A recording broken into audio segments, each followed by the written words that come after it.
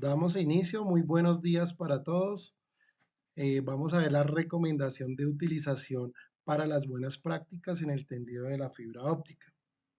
Nuestro cliente en común para todos pues nos da unas recomendaciones que debemos tener en cuenta pues para el cuidado de la fibra y tener calidad de nuestros servicios.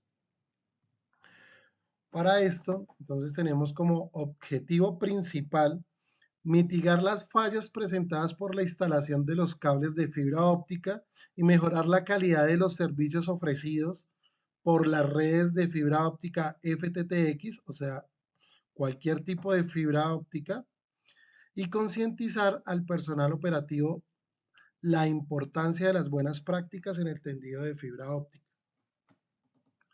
y sobre todo la importancia de la entrega de los servicios.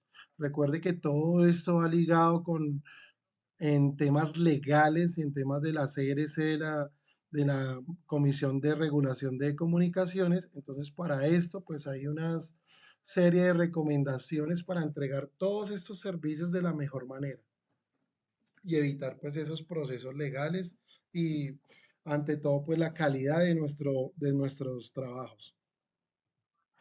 El sondeo e hilado en los tramos canalizados. Como ustedes bien ya saben, nosotros tenemos que utilizar la sonda dieléctrica, pero también el hilo de tracción. Normalmente alamos el cable de fibra óptica con la sonda dieléctrica y está mal hecho. Miremos el por qué.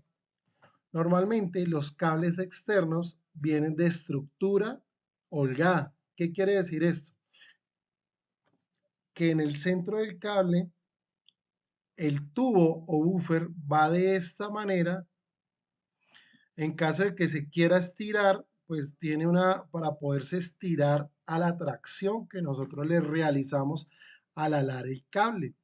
Si nosotros lo alamos con la sonda dieléctrica, podemos pasar esta presión o esta tracción de ruptura y podemos dañar la fibra.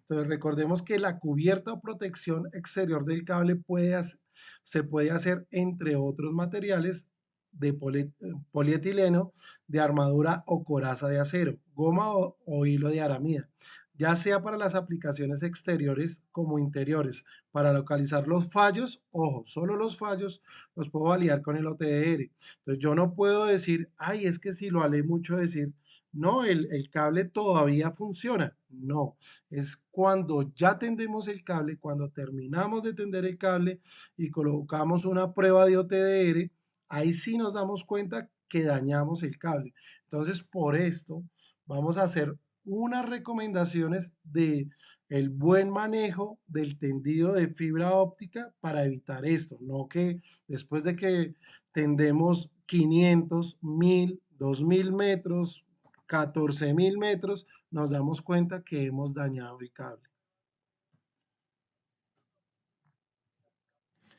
Aquí vemos unas características de la fibra en cuanto a la torsión o tracción de ruptura, o sea, el punto de quiebre de las fibras. Directamente sobre la cubierta interna se dispondrá un elemento de refuerzo compuesto por las hiladuras de fibra de aramida dispuestas en hélice, o sea, de forma holgada, a lo largo de todo el perímetro de la cubierta interna del polietileno, las cuales presentarán un alto módulo de elasticidad para conferir al cable el refuerzo a la tracción necesario y un bajo coeficiente de expansión térmica. Los cabos o hilaturas de aramida tendrán un número de más o menos 11.300. Las ligaduras de aramida responderán a las características siguientes. Esto en caso, digamos, de span, todo el punto de ruptura, por eso a mayor cantidad de aramida, pues mayor va a ser el span. Y pues nosotros por aquí vemos la resistencia de tracción o carga de ruptura. En este punto, si nosotros sobrepasamos este punto de al alar el cable o al tender un cable en un vano, dañamos la fibra. Como es difícil saberlo y al hacer la fuerza con la mano, pues no vamos a sobrepasar esta fuerza. Pero al utilizar la sonda, sí podemos sobrepasar esta fuerza y podemos dañar la fibra. Entonces, por eso en estos casos no se debe alar la fibra óptica con la sonda dieléctrica. ¿Cómo deberíamos instalar? Para instalar la fibra óptica debemos utilizar el hilo de tracción, aquí como lo vemos, de, para alar los cables. Entonces, sondeamos, luego de haber sondeado, enviamos el hilado del cable, el hilado, perdón, de los ductos, y ahí sí, hacemos el empalme con la fibra óptica y alamos de manera con el hilo de tracción, haciendo la fuerza humana, no sobrepasando con otras cargas porque el cable de fibra óptica tiene unos límites de ruptura. Los rodillos para el lado de cables de fibra óptica. La función principal de estos rodillos es mitigar la tracción expuesta al alado de cables de fibra óptica en el cual pueda ocasionar una lesión al mismo o a sus fibras ópticas internas, de acuerdo a las características de tracción del fabricante. También evitar que al alar el cable sobrepasemos el diámetro de mínimo de curvatura. Entonces, no solo me ayuda a mitigar esa fuerza cuando coloco el cable de esta manera, sino que cuando estoy en los bordes de las cámaras o en esquinas, al colocar el rodillo de esta manera, voy a mitigar el mínimo de diámetro de curvatura. ¿Qué es eso del mínimo diámetro de curvatura? El radio de curvatura mínimo adecuado para la fibra multimodo es de alrededor de 30 milímetros para una fibra, no para el cable, para una fibra interna. Al igual que con la fibra monomodo, siempre consulte primero el fabricante. Entonces el fabricante me va a decir aproximadamente, va a ser 20 o 30 o 50 veces el diámetro, como lo vemos en esta figura. Entonces, de acuerdo al diámetro del cable, entonces voy a tener que sea, en este caso, 10 veces el diámetro.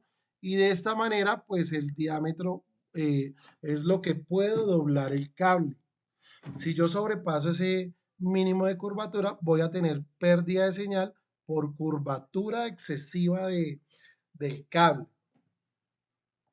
Pero ¿cómo saber cuál es el diámetro del cable? Entonces, de acuerdo a la norma I2 de cables, entonces los cables externos, que somos los que instalamos, están regidos sobre la norma G652 y G652C y Darío, que según el diámetro del cable, no la fibra, el diámetro del cable, nos dice que podemos doblarlo hasta 25 veces.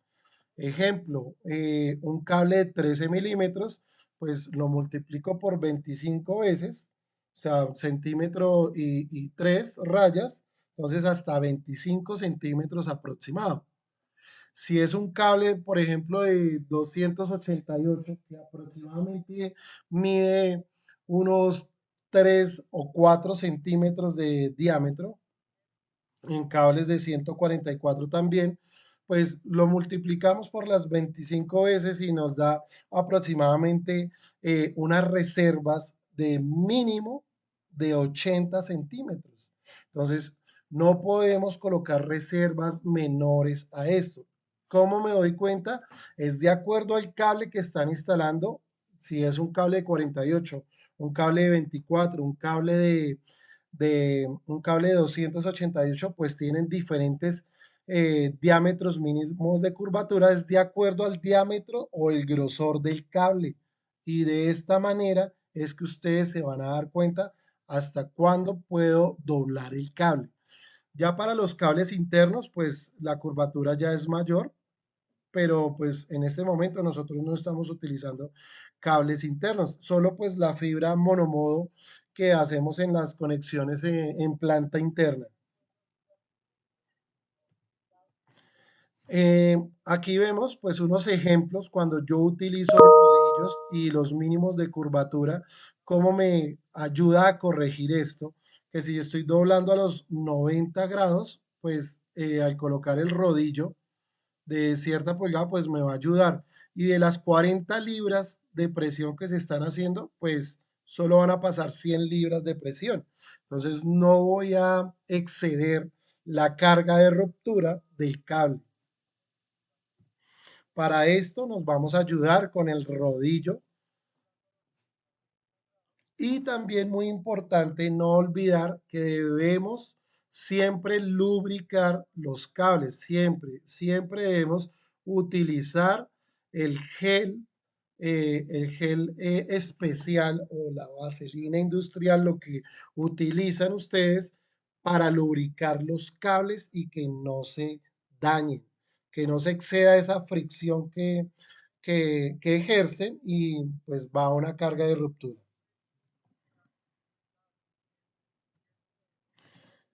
Siempre para evitar el diámetro mínimo de curvatura en todo tendido, debe realizarse una reserva en forma de 8 encima de una polisombra para evitar daños de cables y también para no afectar a los transeúntes en el lugar, que de pronto pues de esta manera también evitamos accidentes, evitamos que el cable se dañe y pues entregamos una calidad de nuestro trabajo de una mejor manera. Aquí vemos un ejemplo de cómo debemos colocar en forma de 8, pues adicional, pues acá no lo vemos, pero deberíamos haberlo tendido encima de una polisombra para evitar que el cable se dañe, que se borre también el marcado del cable. Por último, pues vamos a ver que es importante la señalización del área de trabajo. Siempre, sí o sí, debemos señalizar el área de trabajo para evitar accidentes. La señalización a qué me ayuda, evitará que las personas ajenas a las labores puedan verse involucradas en un accidente. Entonces me va a generar un acceso restringido al área de trabajo donde yo estoy trabajando y que las personas ajenas a este trabajo pues puedan ingresar y puedan verse afectadas en un accidente.